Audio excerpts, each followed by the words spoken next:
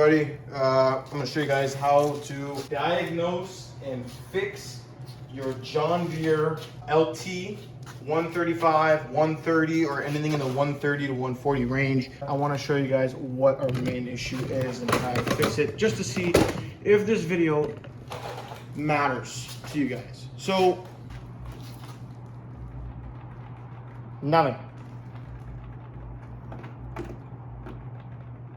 Nothing at all. And first thought would be fuse. My fuse is fine. I just put a brand new fuse. The next thought would either be the starter solenoid and the relay, which is a 4400 relay.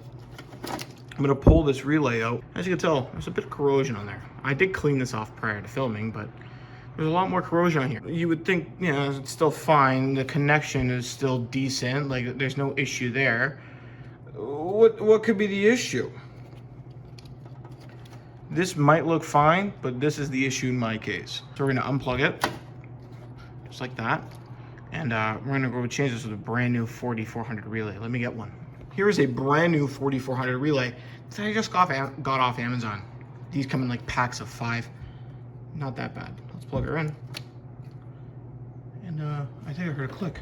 If I put this wire right here to this fuse and put it on the starting solenoid, we should have action.